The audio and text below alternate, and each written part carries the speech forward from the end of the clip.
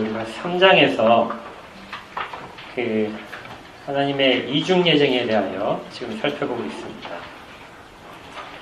워낙 중요한 교리이기 때문에 우리가 핵심을 다시 한번 복습을 해보도록 하겠습니다. 하나님의 예정을 하기에 앞서서 먼저 작정이 있었죠. 작정은 모든 것을 대상으로 하는 것이고, 예정은 특별히 영적인 존재들에 대한 대상입니다. 목적은 똑같습니다. 하나님의 영광을 위하여 하는 거죠. 특별히 그 이중 예정이라는 이름을 붙인 것은 두 가지 종류의 예정되어 있다 하는 것이고, 이 사망에서 한쪽 부분 어떤 사람들과 천사들은 모든 사람들과 모든 천사들이 아니고요, 어떤이라는 제한어를 붙였습니다. 영원한 생명을 얻도록 예정되어 있다. 그리고 그것을 제외한 나머지 존재들입니다. 영적인 존재들은 영원한 죽음에 이르도록 미리 정해져 있다. 그래서 이것을 우리가 선택하시고 유기하셨다 하는 이중 예정으로 이름을 붙입니다. 이 예정은 성경에 기록되어 있는 부분이라고 그랬죠. 그래서 예정을 인정하지 않는 사람들은 기독교인이다 이렇게 말을 하지 못하는, 예정은 성경에 근거한 것입니다. 아까도 말씀드렸지만 이 예정은 목적이 있는 것이죠. 하나님의 영광을 나타내기 위하여, 하나님 스스로의 영광을 나타나기 위하여 마련하신 방법입니다. 그래서 하나님의 영광을 목적으로 하고 있고, 세부적으로는 두 가지로 다시 나눠진다고 그랬죠. 선택받은 사람들과 그 다음 선택받지 못한 사람들로 나눠지는 것이 목적 자체도 나눠진다. 5항에 보게 되면 영원한 생명을 얻도록 예정하셨고, 그 사람들은 하나님의 은혜를 찬송하도록 목적이 되어 있다. 그리고 7항에 보게 되면 영원한 죽음에 이르도록 미리 정해진 사람들은 하나님의 그들을 통하여 하나님의 공의가 찬미되도록 하셨다. 이렇게 해서 하나님의 속성이 드러나는 방식으로서의 예정의 결과들이 있게 되는 것입니다. 그러나 이 모든 것들은 하나님의 선하심 안에 존재하게 됩니다. 하나님의 은혜의 모든 것들과 하나님의 공의로운 모든 것들이 모두가 다 하나님의 선하심이라는 큰 주제 속에 있다는 것이죠. 또 지난주에 우리가 살펴본 것 중에 중요한 내용이, 예정은 결과에만 있는 것이 아니라 과정까지도 예정되어 있다. 이 부분은 우리가 반드시 꼭 기억을 하셔야 돼요. 예정은 과정까지도 되어 있다. 그리스도께서 우리를 위하여 대속하셨다 하는 부분도 예정의 방편, 예정된 방편 속에 있는 것입니다.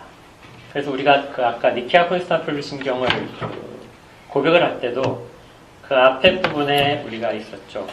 그리스도께서 하신 모든 일을 이야기하면서 무엇이라고 했었냐면요, 그분은 우리 인생들과 우리의 구원을 위하여 하늘에서 내려오셨다.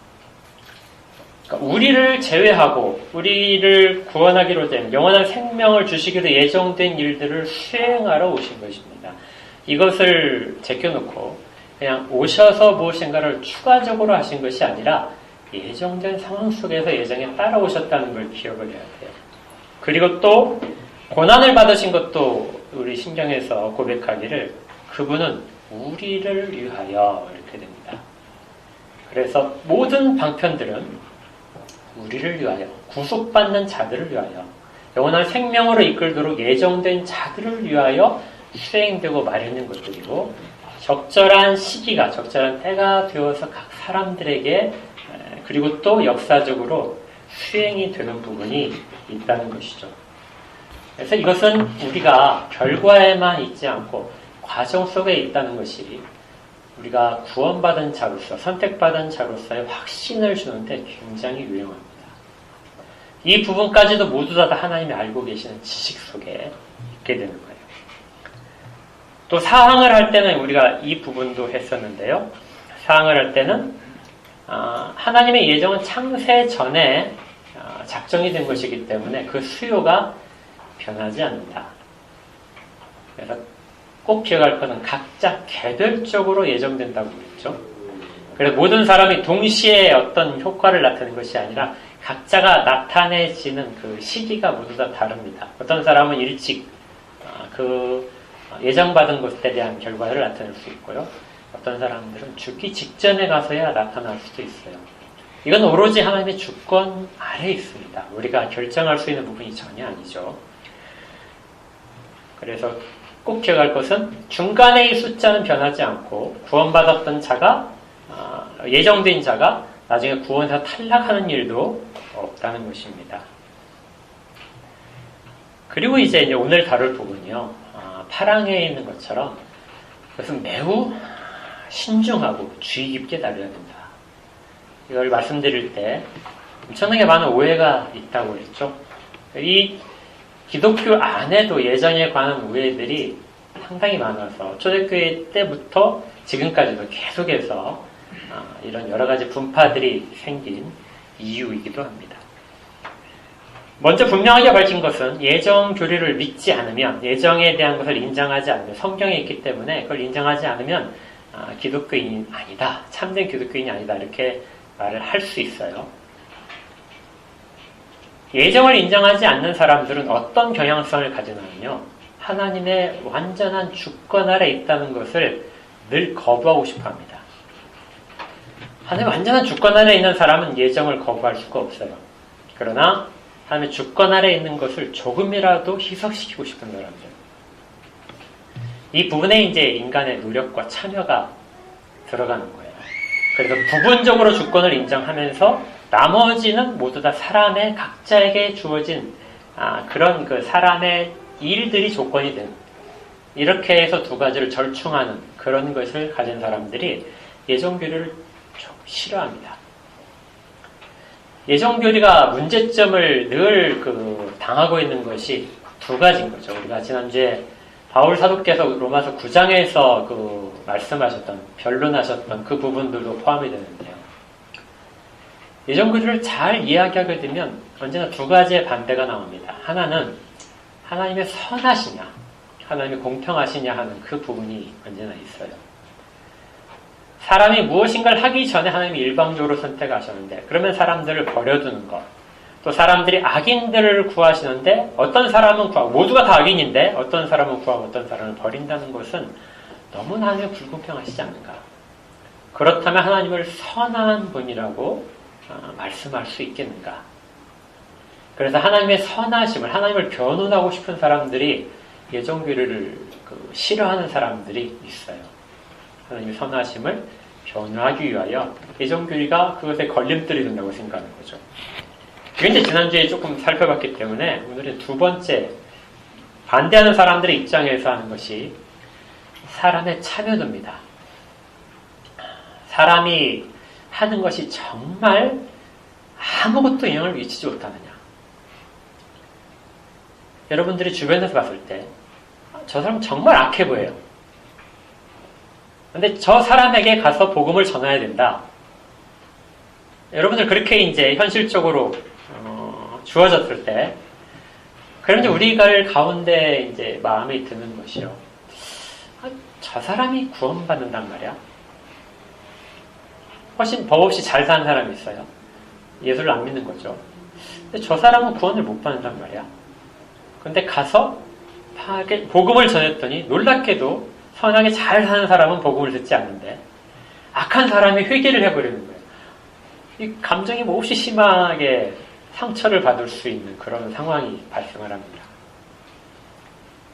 인간이 과연 그렇다면 아무것도 하지 못하고 오로지 하나님의 주권에 달려있다. 인간은 그래도 뭔가를 하고 있지 않을까. 이건 아주 뿌리 깊은 에덴 동산에부터 시작된 정말 뿌리 깊은 그런 의심이기도 하고, 그 다음에 반발이기도 합니다. 사람이 존재감을 가질 때가요, 자기가 무엇인가를 하려고 했을 때, 그리고 무엇인가를 기여를 할 때, 이때 내 존재감이 살아나요. 그렇게 열심히 하고 나서 거기에 이제 하나 더 내 이름을 갖다 놓으면, 이건 내가 했어 이렇게 놓으면 이제 거기에 대해서 이제 내 자존감이 확 살아납니다. 이걸 사람들은 언제나 하고 싶어요. 그러나 성경에서는 이걸 굉장히 경계합니다. 자기 이름을 내는 순간 하나님의 하신 은혜로운 것들이 다 사라지게 돼요. 감춰지게 됩니다. 그리고 오로지 사람이 한 일만 나타나게 되겠죠. 이렇게 사람의 역할이 그래도 좀 무엇인가가 있어야 사람들은 좀 만족감을 느끼고 열심을 낼 수 있어요. 지난주에 우리가 전도에 대하여 이야기를 한다고 그랬잖아요. 개혁주의에서 말하는 전도와 개혁주의가 아닌 사람들 쪽에서 사람의 참여를 굉장히 강조하는 사람들 쪽에서 전도를 하는 이 두 가지가 입장이 굉장히 다릅니다. 여러분들은 왜 전도를 해야 된다고 생각하세요?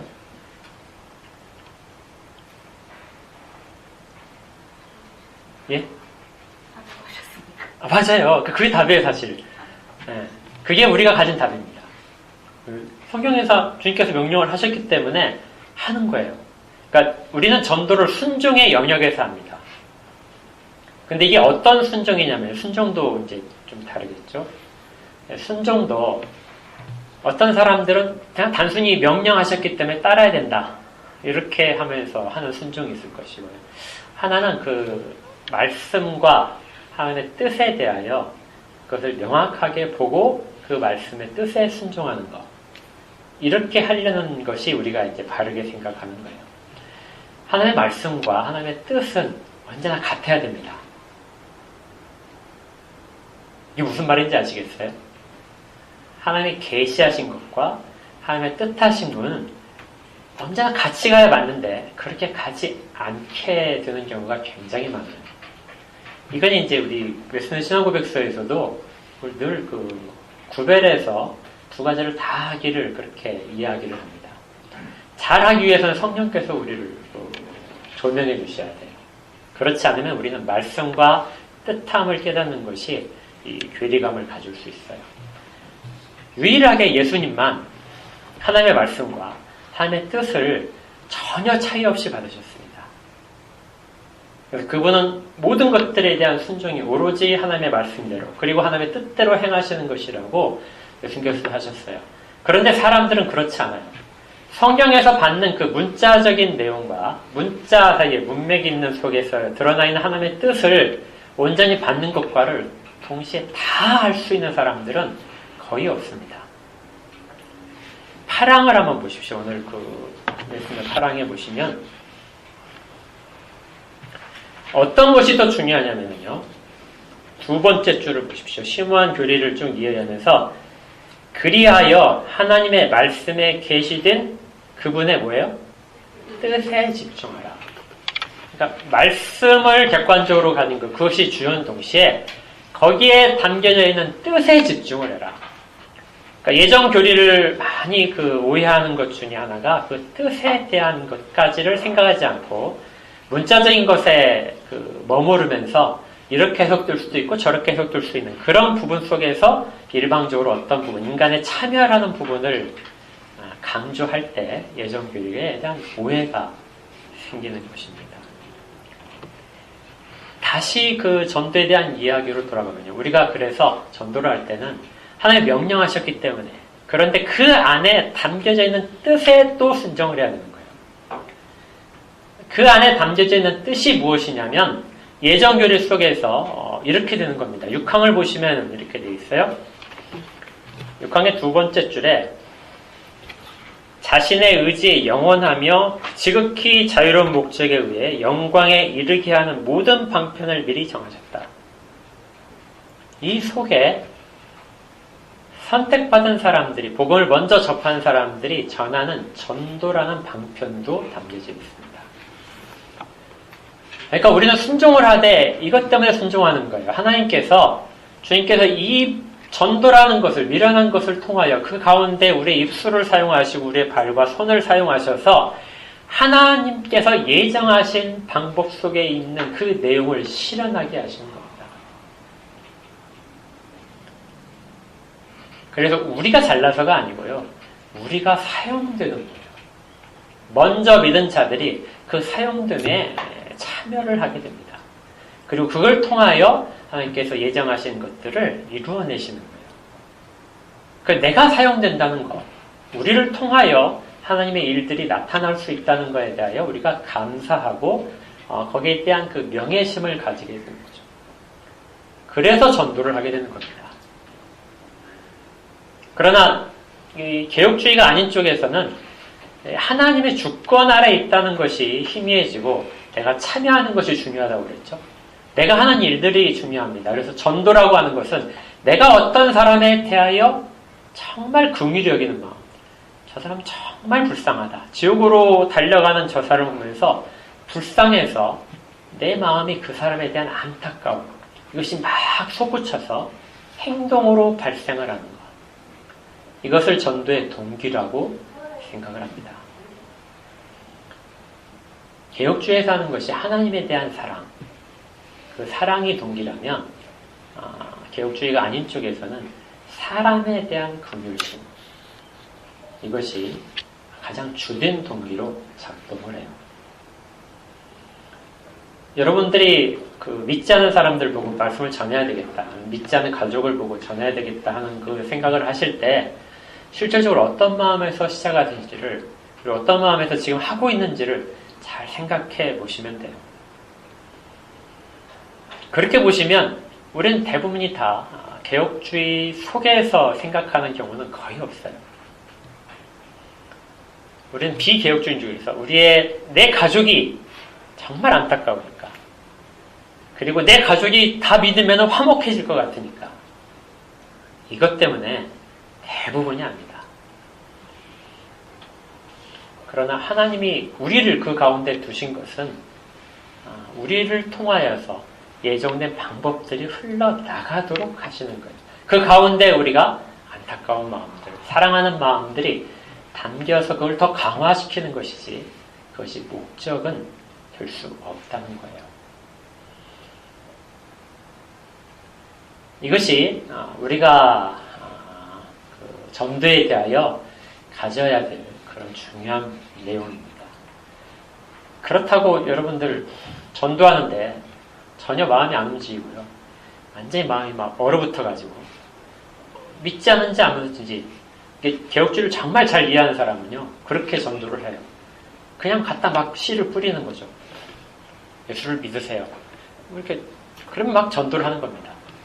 믿든지 안 믿든지 그 사람한테 달려있는 게 아니라 하나님에 달려있기 때문에 난 전혀 책임이 없어요. 내가 실패를 하는 이거 전혀 없습니다. 실패하면 하나님이 실패하는 건데, 근데 하나님이 실패하지 않잖아요. 내가 하는 일도 언제나 좋아요. 그래서 두려움 없이 가서 마음껏 전할 수 있습니다. 대신 뭐가 안 들어갈까요? 진정성이 별로 없어요. 뜨거운 마음이 없습니다. 영혼에 대한 그 안타까워하는 마음은 없어진 채로 할 수 있어요. 가장 좋은 것이 무엇이냐면요, 그래서 영혼에 대한 뜨거움이 있어야 됩니다. 그리고 그것을 담아서 내가 하나님께 내 마음까지도 그렇게 잡혀서 사용되고 있다는 걸 아시고 그걸 기쁘게 그걸 사용해서 전하는 거예요. 가장 안 좋은 것은 개혁주의를 잘 이해하고 전도를 하지 않는 것입니다. 어차피 하나님이 예정하시고 선택하신 사람들은 돌아오게 돼 있어. 그래서 아무것도 안 해도 하나님이 일하실 거야.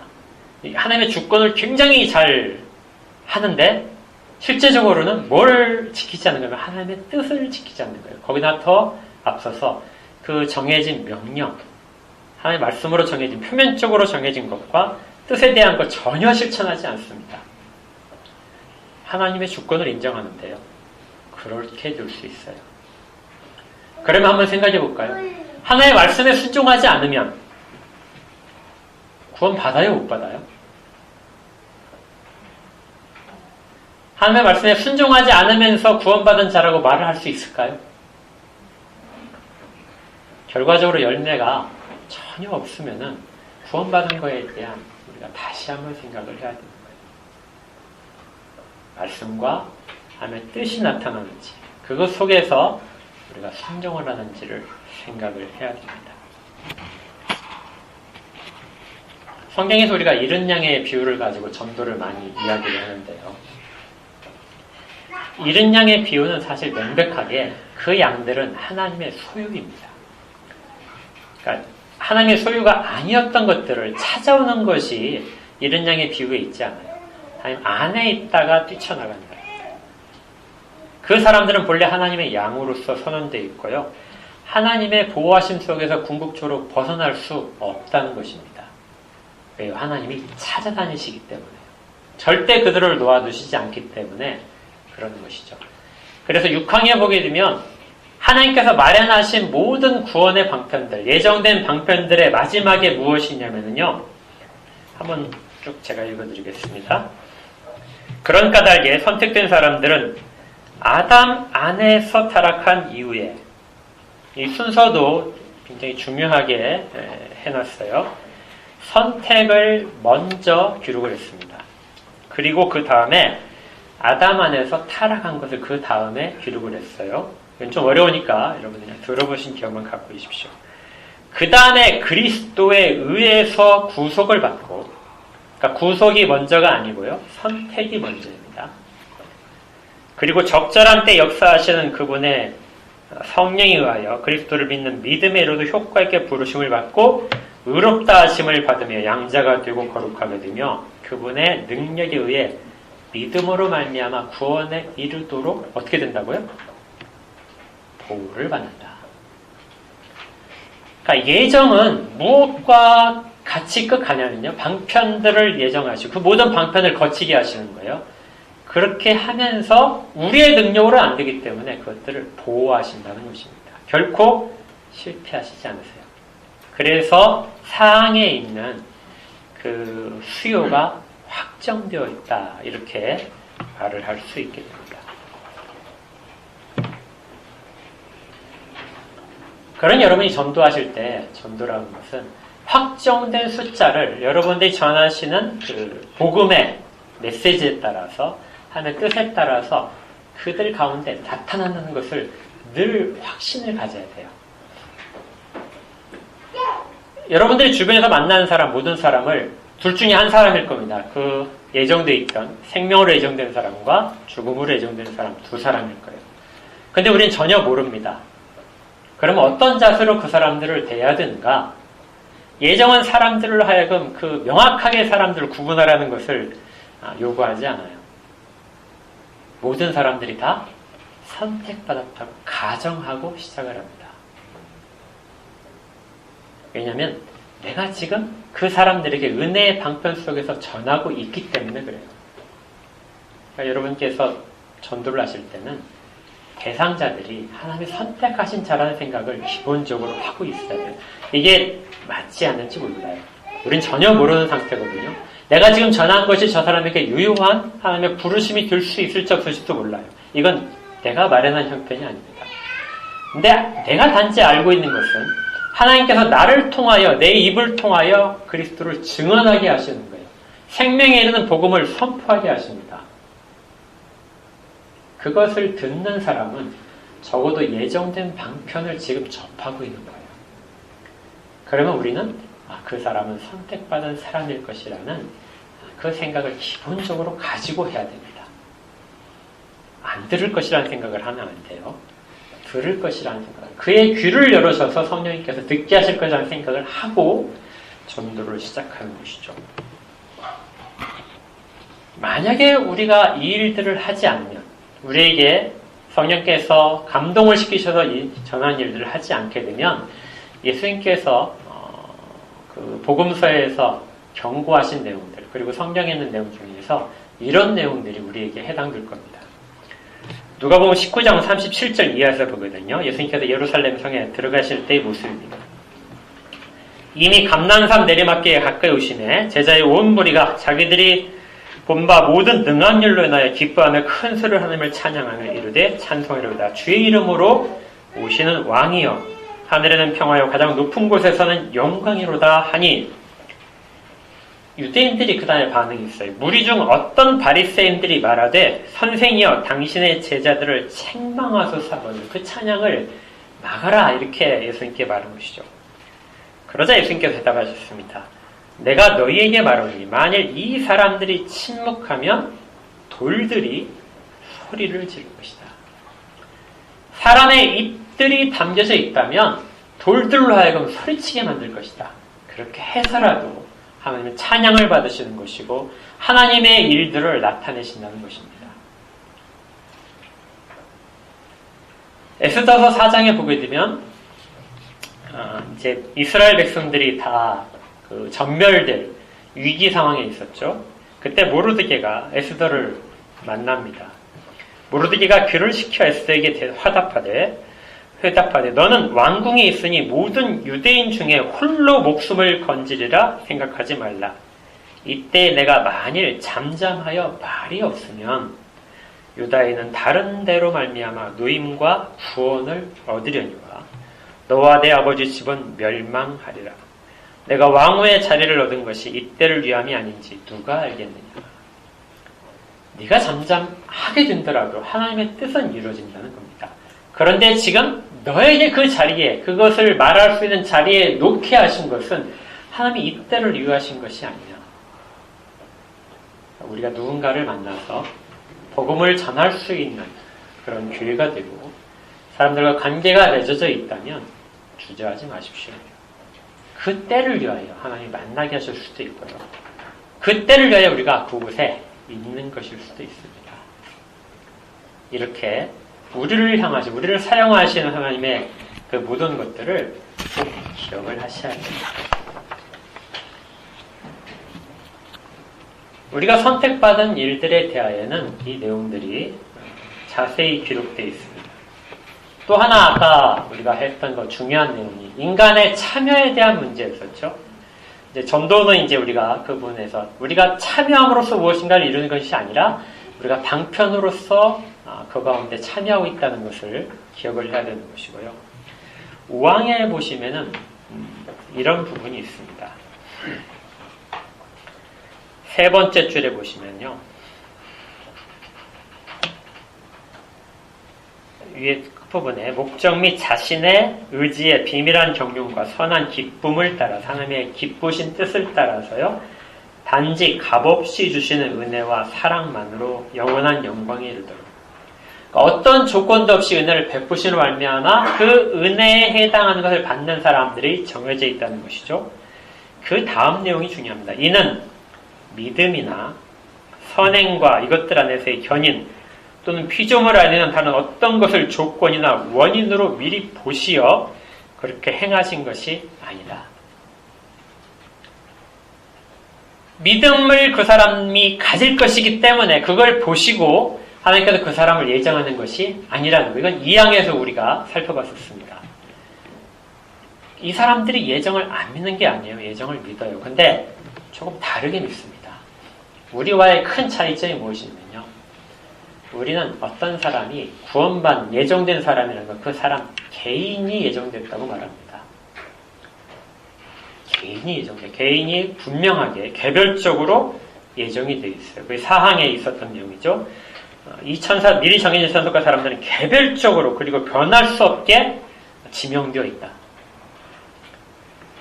그런데 예정을 믿으면서 우리와 조금 다른 사람들이 있어요. 여러분들 가운데 혹시라도 이런 생각을 가진 것이 있는지 한번 점검해 보십시오. 하나님은 예정을 하시는데요. 어떤 특정한 사람을 예정하는 것이 아니라 특정한 사람을 선택하신 것이 아니라 기준을 정해시고 그 기준에 맞는 사람을 예정하셨다는 거예요. 근데 좀 어려울 것 같아서 제가 예를 들겠습니다. 비유를 드려요. 어떤 사람이 이제 양식장을 이제 주인이에요. 양식장 주인인데 양식장에 치어를 집어넣지 않습니까? 작은 치어를 집어넣어요. 그렇게 집어넣어서 막 먹입니다. 그리고 나서 나중에 이제 시장에 내다 팔기 위해서는 이제 잡아야 되죠. 근데 모든 걸 다 잡아서 하는 것이 아니라 일정 크기를 가진 것만 잡아요. 그렇게 일정한 크기를만 가진 것을 잡으려면 어떻게 해야 될까요? 그걸 가둬놓는 그물의 그 구멍의 크기를 정해놓으면 됩니다. 그물의 크기를 정해놔서 그물의 크기를 크게 만들죠. 그리고 그것보다 큰 것들은 통과를 못하니까 그 안에서 갇혀있게 될 겁니다. 작은 것들은 다 통과해요. 그리고 그 크기를 가진 것들만 싹 걷어내는 거죠. 그 크기를 하나님이 정하셨다고 사람들이 생각하는 겁니다. 하나님은 사람을 정한 것이 아니라 그 사람이 앞으로 어떤 상태에 있을지를 정하시고 그 기준에 맞는 사람들만 통과시킨다. 그리고 하나님은 그것을 아신다는 거죠. 이것이 거기 우리가 읽었던 내용에 있는 내용입니다. 어떤 사람은 믿음이나 어떤 사람이 이런 믿음, 입술에 고백을 하는 것을 통하여 그걸 기준으로 삼으시고 그 사람을 구원하시기로 작정하셨다. 그게 아니고요. 그 이전에 그 사람은 먼저 그 사람 자체가 작정인 거예요. 그리고 그 사람을 작정한 그 결과를 이루시기 위하여 모든 예정까지도 다 하셨다는 겁니다. 방임을 하셨다가 기준에 맞게 되니까 그때 거두시는, 그걸 미리 아셨기 때문에 기준을 미리 마련하셔서 그 사람들을 거둔 것이 아니라는 거예요. 또한 선행도 마찬가지입니다. 뒤에 나온 선행도 있는데 어떤 사람이 선행을 하게 되면 구원을 할 거라고 예정을 하신 거예요. 그것이 아니라는 겁니다. 그 사람이 믿음을 갖기 전에, 그 사람이 어떤 선행을 하기 전에, 선과 악이 무엇인가를 구별할 수 있기도 전에, 그 사람이 심지어 이 땅 가운데 존재하기도 전에 그때 하나님이 이 사람을 예정하셨다. 그래서 값없는 은혜가 됩니다. 어떤 자랑할 것이 하나것도 없는 은혜가 이 예정에 우리 가운데 일어나는 가장 핵심적인 이해일 수밖에 없는 것이죠. 또 하나님은 반대쪽 사람들, 나머지 사람들은 그대로 그들의 악행 가운데 있도록 하십니다. 이것을 간과하신다 이렇게 말해요. 7장에 있어서 네 번째 죄를 보시면 이들을 간과하심으로 말미암아 자신들의 죄로 유연한 수치와 진노를 받도록 정하시기를 기뻐하셨다. 그러니까 이렇게 생각하셔요. 예정은 이중이증이라고 했잖아요. 그런데 하나님께서 영원한 생명을 주시기로 선택한 사람, 이 사람들은 하나님이 적극적으로 개입을 하십니다. 그 인생 가운데 어떤 것들도 다 개입하셔서 모든 것들이 선을 향하여 가도록 그렇게 하신 것이죠. 그들이 궁극적으로 실족하지 않도록 보호하십니다. 모든 방편을 거치게 하고 보호하시는 모든 것이 그들을 위한 예정에 있죠. 그러나 그 하나님께서 주는 예정들을, 그 예정에 따른 모든 방편들을 어떤 사람들에게는 거두시는 거예요.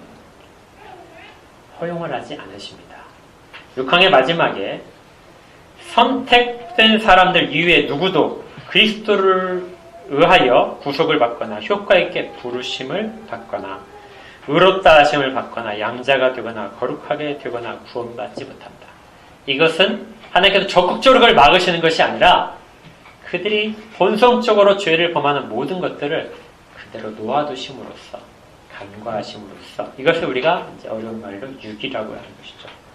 유기하심으로써 그들이 영원한 죽음에 이르도록 하신다. 그렇게 함으로써 함의 공의를 찬미한다는 것이죠. 예정교리는 굉장히 좀 어렵지만요, 우리 가운데 정말 유익한 것입니다. 예정교리를 잘 아는 사람들에게 주는 유익이 마지막 8항에 있어요. 예정교리를 안다 그래가지고 그 예정교리가 주는 유익에 다 참여할 수 있는 것은 아닙니다. 두 가지의 큰 유익을 주는데요. 첫 번째가 효과 있는 부르심의 확실성에서 자신들의 영원한 선택을 확신하도록 해줍니다. 예정교리를 잘 알게 되면 내가 부르심을 받았구나, 내가 선택받았다는 것을 확신을 하게 됩니다. 두 번째는 제일 마지막에 있는 것인데요. 우리 가운데서 하나님을 찬양하고 경외하며 경배할 근거와 겸비와 근명과 풍성한 위로의 근거를 제공해 줄 것이다. 우리 가운데 일어나는 모든 일들의 근거를 예정해서 찾을 수 있다는 것입니다. 그런데 여기에 조건이 꼭 있어요. 예정교를 잘 알고 내가 예정되어 있다 확신을 갖는 것 중요한데요. 이 확신이 어떤 사람에게만 정말 유효하게 적용이 되냐면요. 두 번째 줄에 보십시오. 하나님의 말씀에 계시된 그곳의 뜻에 집중하며, 말씀을 떠나서 예정에 의한 확신을 가질 수 있는 사람은 아무도 없어요. 말씀에 드러나 있는 계시에 대한 그 뜻에 대하여 집중할 때, 그 다음에 또 하나가 더 있죠. 이것이 뭐예요? 순종할 때. 예정교리가 확신을 주는 것은 순종하고 말씀에 순종하고 있는 사람들 속에서만 진정한 확신이 나타나요.